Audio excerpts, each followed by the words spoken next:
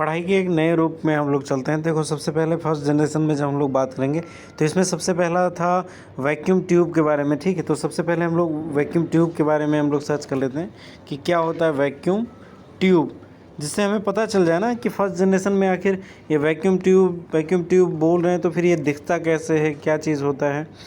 ये देखो इस तरह से वैक्यूम ट्यूब होता था कंप्यूटर में। तो इस तरह से बड़े बड़े वैक्यूम ट्यूब्स लगाए जाते थे और इतने बड़े बड़े वैक्यूम ट्यूब्स इसमें लगाए जाते थे, देख रहे हो, और ये इस तरह से जलते थे, ठीक है। तो अब समझ में आ गया होगा वैक्यूम ट्यूब क्या होता है। वैक्यूम मतलब होता है ऐसी जगह जहाँ पे एयर ना हो, उसको बोलते हैं वैक्यूम। और ट्यूब मतलब होता है जो नली होती है। तो अब समझ में आ जाएगा लोगों की अरे भैया ये वैक्यूम ट्यूब क्या है, ये वैक्यूम ट्यूब है। कई लोगों को तो समझ में नहीं आ रहा। पहली बार आप लोग अगर सर्च नहीं करोगे ना तो फिर मज़ा भी नहीं आएगा। और यहाँ पे देखो ये जल रहा होता तो किस तरह से होता था। तो ऐसे ढेर सारे वैक्यूम ट्यूब्स होते थे। अब यहाँ पे अगर मैं डालूँ वैक्यूम ट्यूब्स इन कंप्यूटर्स, तब क्या आता है। अब देखो इतने ढेर सारे वैक्यूम ट्यूब्स इस तरह से डाल के रखे जाते थे। इस तरह से देखो, इस तरह से इतना बड़ा बड़ा दिखता था। और ये देखो ये कंप्यूटर के इतिहास में इस तरह से इतने वैक्यूम ट्यूब्स होते थे, इसीलिए इसका वज़न इतना ज़्यादा होता था, है ना, मज़ा है ना। तो the computer manufactured using vacuum tube are called the first generation of computer, ठीक है। तो ये पहला जनरेशन इसको बोलते थे और इसको बोलते थे electronic numeric integrator and calculator. सबसे पहला इसका देखो कंप्यूटर की जो शुरुआत हुई ना कैलकुलेटर से हुई, तो इसको ENIAC बोला जाता था, ठीक है। ENIAC was the first computer that has a formal dedicated ceremony on 15 फरवरी 1946। तो 15 फरवरी 1946 को ENIAC को कंप्यूटर का दर्जा दे दिया। Electronic numeric integrator and calculator. Integrator मतलब होता है जोड़ देना किसी चीज़ को। कैलकुलेट मतलब गुणा भाग जोड़ घटाना, ये सारी चीज़ें कर देना। और न्यूमेरिक मतलब होता है जो अंक होते हैं, ठीक है, नंबर्स होते हैं। इलेक्ट्रॉनिक मतलब आप समझते हो डिजिटल रूप में, ठीक है। तो ENIAC का फुल फॉर्म क्या होगा, इलेक्ट्रॉनिक न्यूमेरिक आई से क्या होगा, इंटीग्रेटर एंड कैलकुलेटर। ये पहला हो गया। तो एक बार और दोहरा लेते हैं, electronic numeric integrator and calculator, ठीक है, याद रखना इसको क्योंकि कई बार पूछ लेता। और ये 1946 में ऐसा हुआ।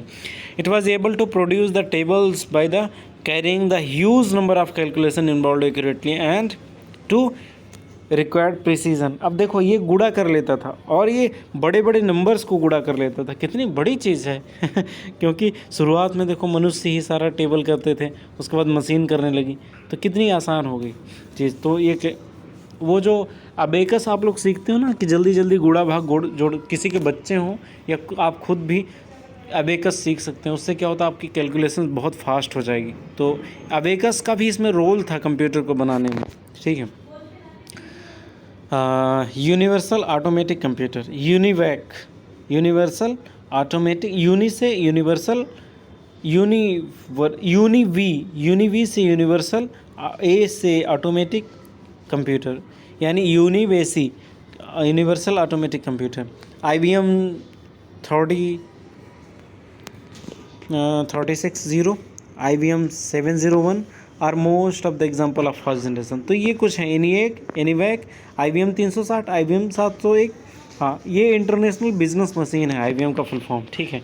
तो ये कुछ एग्जांपल्स हैं, देखना चाहोगे आप ENIAC मैं आपको दिखाता हूँ, ठीक है। देखो इन सब में थोड़ा सा समय तो लगेगा बट लाइफ टाइम के लिए रहता है यार। देखो ये इस तरह से इसके इमेजेस में जाते हैं, किस तरह से दिखता था, कम से कम ये तो आता ही है ना। ये देखो इतने बड़े पूरे रूम में सोचो पूरे रूम में इतने तार और लटके हुए हैं और उसको एक छोटा सा भी सॉइल का पार्टिकल आ जाए तो फिर ये लोग चला नहीं पाते थे, पूरा हैंग करके। और किसी दिन आग लगा तो फिर आदमी मर जाए उसी में। तो ये ENIAC है, पूरा उन्होंने वो कर रखा है, मतलब पूरे रूम में ही सब वो क्या उसको बोलते हैं फैला रखा है एक छोटा सा कंप्यूटर। और ये बहुत काम नहीं कर पाता था, केवल गुणा कर सकता था। तो ये ENIAC हो गया। अब सोचो दूसरा क्या था, यूनिवी VAC, यूनिवैक। अब ये देखो उससे थोड़ा सा छोटा है, एनिएक्स से थोड़ा सा छोटा है यूनिवैक। इतना बड़ा ये थोड़ा सा दिखने लगा, इतना बड़ा, लेकिन ये भी अभी बहुत बड़ा था यार। मुझे लगता है कोई उठा नहीं पाता, 2-3 लोग लगते इसको उठाने में। ऐसा लग रहा है कोई बड़ा सा टेबल हो। तो यूनिवैक एक बड़े से टेबल की तरह दिखता था ना, है ना, ऐसा लग रहा है कोई बड़ा सा टेबल हो। लेकिन इसका सेटअप देखो, इतना बड़ा पूरा सेटअप इसका होता था, इतना बड़ा। और IBM 360 हम लोग देखते हैं किस तरह से होता है। IBM 360 ये सब याद रखो तो मज़ा आएगा ना। अरे भाई, ओ भाई, हाँ ये देखो IBM इस तरह से दिखता था। इन्होंने थोड़ा सा खूबसूरत इसको बना दिया, लाजपत नगर से कपड़ा मंगा करके इसको पहना दिया। तो इस तरह से ये IBM दिखता था। थोड़ा सा इनको लुक यू नो ये इसका लुक उन्होंने चेंज कर दिया, यू नो करके। ये उन्हीं आंटी की तरह बना दिया जो अपने बच्चे को सेब तो खिलाती हैं लेकिन बोलते हैं एप्पल खा ले बेटा। तो इनका कुछ खास था नहीं, इनका बस डिज़ाइन उन्होंने चेंज कर दिया, ठीक है। कलर साइज़ वगैरह तो उसी की तरह लग रहा नहीं यार। अच्छा ये भी है 360 91 ये सामने दिख रहा, लेकिन परिवर्तन तो है, थोड़ा बहुत परिवर्तन है। तो ये रहा फर्स्ट जनरेशन की, ठीक है। ये बाबा के बाबा थे फर्स्ट जनरेशन वाले, तो आपको मुझे लगता है याद हो गया होगा। सेकेंड जनरेशन तो इसी समय याद कर लेना, जब आप सोच रहे होगे ना तो आप लोगों के मन में आ रहा होगा नहीं यार हम बाद में याद कर लेंगे, नहीं इसी समय पूरा रट लो। बताओ ENIAC का फुल फॉर्म क्या है? E से इलेक्ट्रॉनिक, N से न्यूमेरिक, I से इंटीग्रेटेड, और A से एंड, C से कैलकुलेटर, इंटीग्रेटर था। और चलो यूनिवैक का बताओ आप। यूनिवैक तो मैंने बताया था, यूनि मतलब यूनिवर्सल, ए मतलब ऑटोमेटिक, और C से कंप्यूटर, कैलकुलेटर नहीं कंप्यूटर, और IBM 360। तो इस तरह से याद कर लो। और इसमें ये था वैक्यूम ट्यूब, तो ये 3-4 चीज़ें ही इसमें याद करनी थी, ठीक है। और अगला सेकेंड जनरेशन में था कि the computer that were manufactured using transistors. ये देखो भाई, पहले में क्या आ गया? Vacuum tube. दूसरे में क्या आ गया? ट्रांजिस्टर्स। अब भैया हम ये ट्रांजिस्टर क्या होता है? तो देखो अब हाँ, ट्रांजिस्टर हम कितना भी समझाएंगे आपको समझ में नहीं आएगा, लेकिन हम दिखा देंगे। Transistor, what is transistor in computer? ये देखो वो गोल गोल था ना वैक्यूम ट्यूब, ये देखो ये उसने कंपेयर कर दिया बेचारे ने, इसने कंपेयर कर दिया। यहाँ पे देखो, ये देखो ट्रांजिस्टर, ये छोटू है ना, इन छोटू लोगों को मिला करके एक ट्रांजिस्टर बना दिया। वैक्यूम ट्यूब का इसने काम ख़त्म कर दिया। ये देखो तार लगा हुआ और एक छोटा सा ये प्लास्टिक का है, उसके बाद इस तरह से इसको ट्रांजिस्टर बोलते थे। इसके कुछ पार्ट्स हो गए, ठीक है। ये वैक्यूम ट्यूब इस तरह से होता था और ये ट्रांजिस्टर इस तरह से आने लगा, बूझे। तो अब देखो उसकी साइज़ घट गई। उतना मोटा लगाने से अच्छा था ये पतला सा, इसको तार को लगा दो, ठीक है, डेटा ट्रांसफ़र करने के लिए। तो transistor become very small in the size and efficient in the terms and speed. देखो अब कोई बहुत मोटा आदमी हो, बहुत ज़्यादा मोटा हो, लेकिन वो फिट ना हो, ठीक है। उसमें WWE में वो सब मोटे मोटे होते हैं, 400 किलो 500 किलो के, लेकिन वो फिट होते हैं बहुत ही ज़्यादा, बहुत एक्सरसाइज करते हैं। लेकिन ऐसे ही कोई व्यक्ति 400 किलो का हो जाए तो उठ ही नहीं पाएगा, तो वो वैक्यूम ट्यूब की तरह हो जाएगा। लेकिन मुझे लगता है वैक्यूम ट्यूब भी काम का था यार। और फिर उसका ट्रांजिस्टर, जो अगर मान लो कोई बिना जिम किए हुए 400 किलो का हो जाएगा तो वैक्यूम ट्यूब हो जाएगा, लेकिन उसने जिम वूम कर लिया एकदम अच्छे से, फिर वो ट्रांजिस्टर हो जाएगा। खैर ये एग्जांपल ऐसे ही है। फिर उसके बाद ट्रांजिस्टर हो जाएगा, ट्रांसिस्टर, वैक्यूम ट्यूब, उसके बाद ट्रांजिस्टर बोलते हैं, ट्रांजिस्टर। इस तरह से कुछ याद कर सकते हो बना करके, न्यूमोनिक्स की तरह आपको याद करना है इस तरह से। तो इसकी स्पीड भी बढ़ गई और इसका साइज़ भी स्मॉल हो गया। Tiny magnetic rings called magnetic cores were used as memory computers. तो मैग्नेटिक कोर्स का यूज़ किया जाने लगा उसके लिए, और इसमें कुछ फार्मूला ट्रांसलेटर्स का यूज़ किया जाने लगा। फोरट्रैन इसको बोलते हैं, फार्मूला ट्रांसलेटर, और algorithm language, string oriented symbolic language, SNOBOL, इन तीनों का यूज़ किया जाता था। ये कंप्यूटर लैंग्वेज हैं, फोर्ट्रैन, एल्गोल और स्नोबॉल। इसका सेकेंड जनरेशन में यूज़ होने लगा। फर्स्ट जनरेशन में नहीं यूज़ हो रहा था, सेकेंड जनरेशन में, फर्स्ट जनरेशन समझ लो उसमें कैलकुलेशंस के ऊपर था, लेकिन सेकेंड जनरेशन में इन्होंने लैंग्वेज को डेवलप कर दिया। अब ये देखो जो लैंग्वेज है ना, फोर्ट्रैन सबसे पहला लैंग्वेज हम इसको मान सकते हैं, एल्गोल और स्नोबॉल ये तो इसमें यूज़ किया गया, और ट्रांजिस्टर, दो चीज़ें इसमें जोड़ दी गई। अब देखो अब ये जब जोड़ा गया तो उसकी स्पीड वगैरह काफ़ी हो गया। इसके एग्जांपल दिए हैं IBM 1401, TDC 12। अब देखो इसको हम लोग देख लेते हैं, IBM 1401 कैसा दिखता था। इसमें थोड़ा सा समय लगेगा ना, लेकिन अगर हम लोगों ने इस तरह से टेक्निक विकसित कर ली ना कि ये कैसा दिखता था, तो हमारे DNA में चला जाए। ये देखो IBM 1401 इस तरह से दिखता था। ये लेडी खड़ी हैं IBM 1401 लेकर के, सॉरी उसके बगल में खड़ी है दबी जाएंगी अगर उठाएंगे तो इस तरह से वो दिखता था। मतलब थोड़ा सा उसका साइज एक तो पूरे IBM वाला तो पहले वाला तो 301 वाला तो बहुत बड़ा था, पूरे कमरे में था, लेकिन ये थोड़ा सा छोटा हुआ। ये देखो आप यहाँ पे 14 से मेन फ्रेम है, इतना बड़ा दिखता था, 14 से थोड़ा सा छोटा हुआ। TDL करके था ना, उसको देख लेते हैं। TDL कंप्यूटर,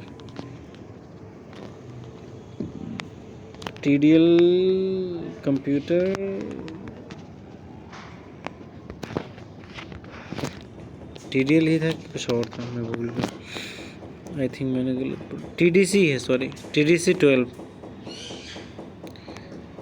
ये DDC की तरह है, TDC तो याद रखना TDC DDC टिड्डी से याद रखना, टिड्डी सी टिड्डी ये छोटी मोटी हो भी गई थी थोड़ा वैक्यूम ट्यूब हटाने की वजह से ट्रांजिस्टर से, तो ये टिड्डी सी हो गई थी सोच लो कितने कितने आइडियाज़ आ रहे हैं। तो ये टिड्डी सी इस तरह से दिखती है। टॉर्पीडो डेटा कंप्यूटर बोलते थे, टिड्डी सी को बोलते हैं टॉर्पीडो डेटा कंप्यूटर। तो फुल फॉर्म भी अगर आप याद रखोगे तो मज़ा आएगा। टॉर्पीडो एक ऐसी मछली होती है टॉर्पीडो, अगर उसको छू दोगे तो करंट लगेगा, तो वहीं से इसका नाम आया शायद टॉर्पीडो डेटा कंप्यूटर। तो ये थोड़ा सा जानदार आ गया। ये देखो इसके अंदर का भी माल दिखा रहे हैं लोग कि कैसे कैसे बनाया गया था। तो ये था IBM 1401 TDC 12 सेकेंड कंप्यूटर था जनरेशन।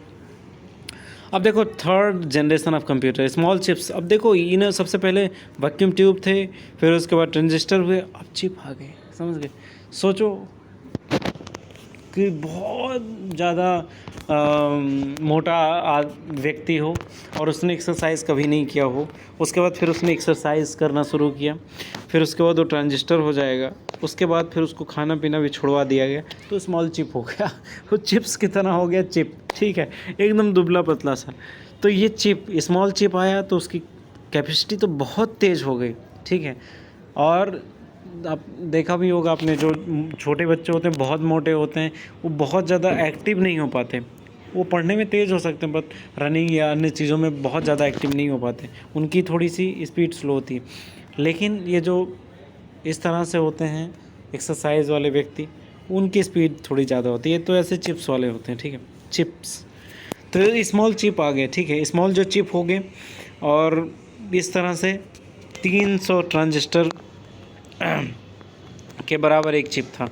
तो सोचो उसका छोटा साइज छोटा होना तो लाजमी है। इसको बोलते थे IC, इंटीग्रेटेड सर्किट्स का भी इस्तेमाल किया जाने लगा, ठीक है। इस चिप को IC भी बोलते थे, ठीक है। तो घबराने की ज़रूरत नहीं है कि चिप बोल दिया गया है, IC बोल दिया गया, इंटीग्रेटेड सर्किट चिप्स भी बोल सकते थे, ठीक है। तो ये चिप्स है अब ये आलू वाला था कि टोमेटो वाला या सॉल्टी या स्पाइसी, आपको देखना है। The computer designed using IC chips वो still smaller in size and efficient in speed and memory capacity.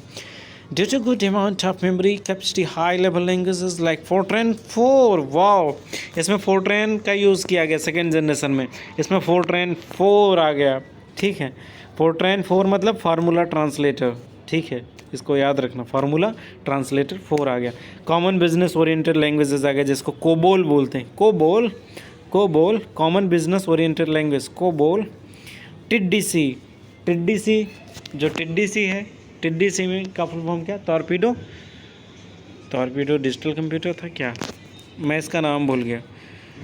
Torpedo data computer, sorry not digital, data computer. तो टिड्डीसी 316 आ गया, टिड्डीसी 12 था सेकेंड वाले में, ये टिड्डीसी 312, टिड्डीसी 332, 16 दूनी 32, टिड्डीसी IBM 370 आ गया, ठीक है, धारा 370 हटा था, ठीक है। तो फिर ऐसे ही IBM 370, ये तीसरे जनरेशन का है, ठीक है, तीसरे जनरेशन में 370 है, ठीक है, याद रखना। तीसरे जनरेशन में 370 और धारा 370 हटा था वो जम्मू कश्मीर में, उससे जोड़ रहा हूँ मैं। Are the examples of third generation, ठीक है।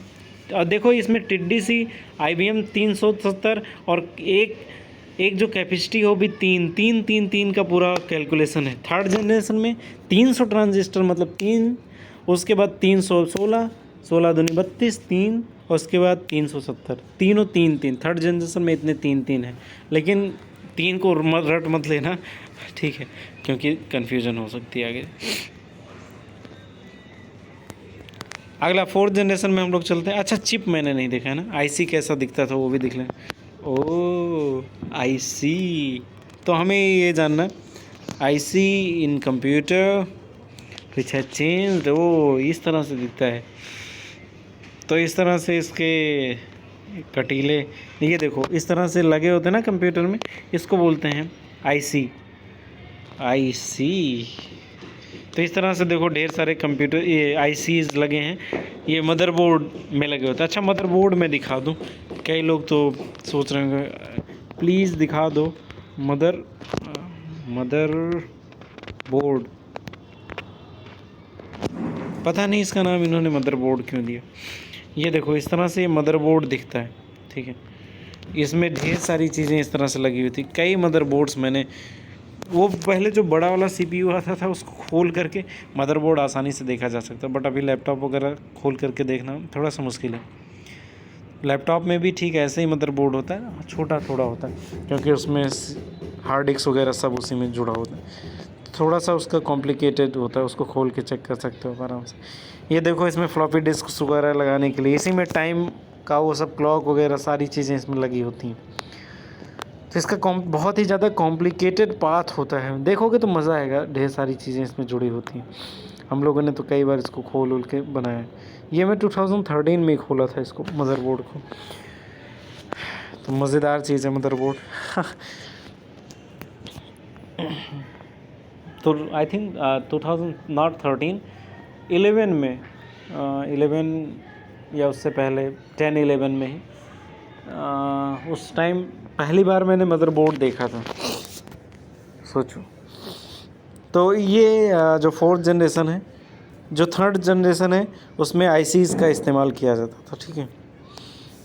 फोर्थ जनरेशन में क्या हुआ, ये 1971 में आया, और young scientist Ted Hoff design 1 centimetre chip that had brought a drastic change in computer. तो उन्होंने 1 सेंटीमीटर का चिप बना दिया जिसने बहुत ज़्यादा परिवर्तन ला दिया।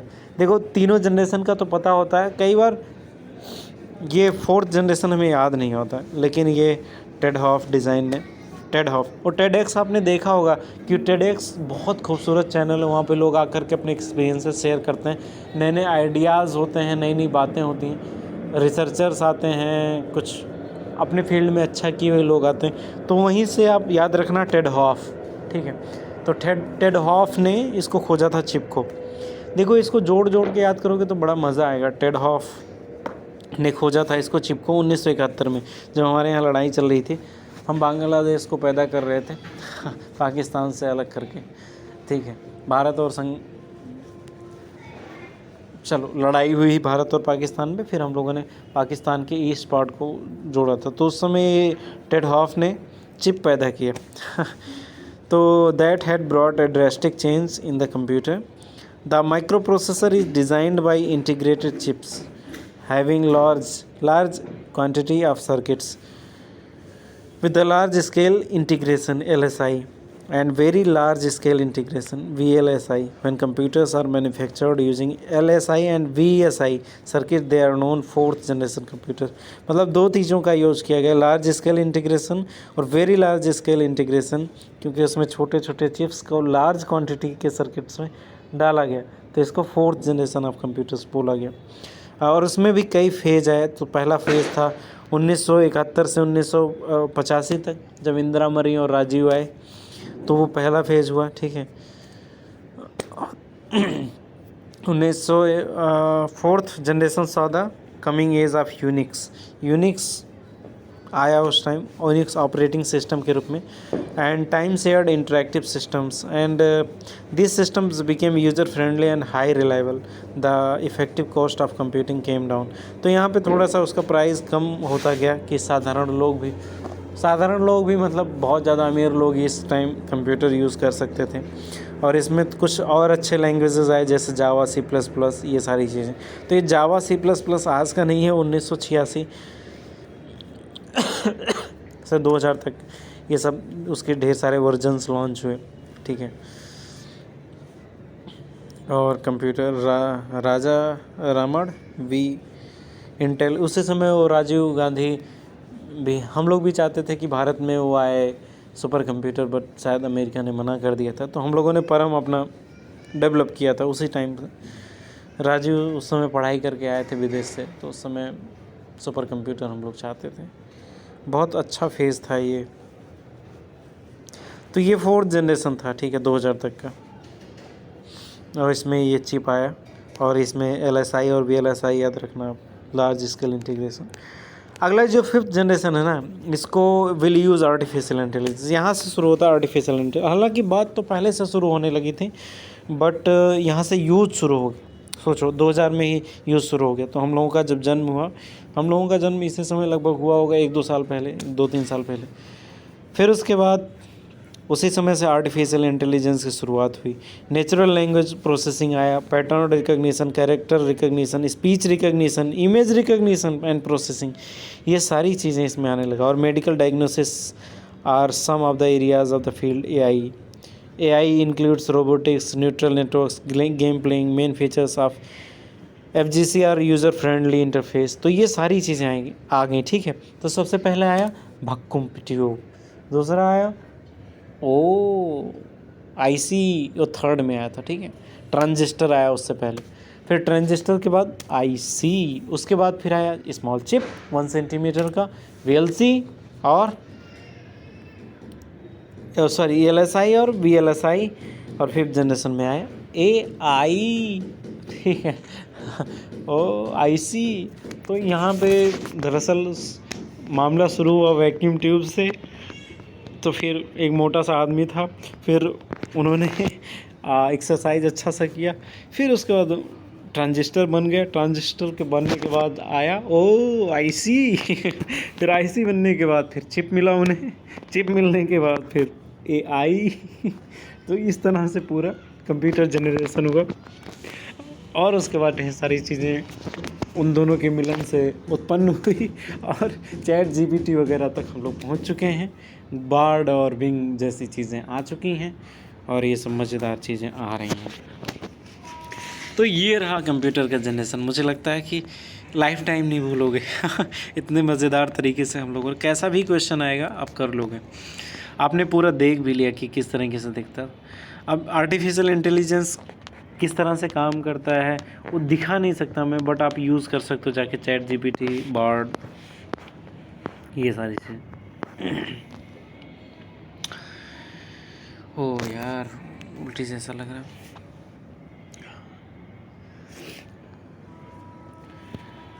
नेक्स्ट इज़, मैं थोड़ा छाँव में बैठ जाता हूँ यार, शीत पड़ने लगी. शीत पढ़ते पढ़ते कई बार ऐसा लगता है कि उल्टी हो जाएगी. चलिए, क्लासिफिकेशन ऑफ कंप्यूटर्स हम लोग जान लेते हैं. तो क्लासिफिकेशन ऑफ कंप्यूटर्स में क्या होता है कि इसको हम लोग नेक्स्ट वाले में पढ़ें क्या? चलो क्लासिफिकेशन ऑफ कंप्यूटर वाला हम लोग नेक्स्ट वीडियो में पढ़ लेंगे, ठीक है।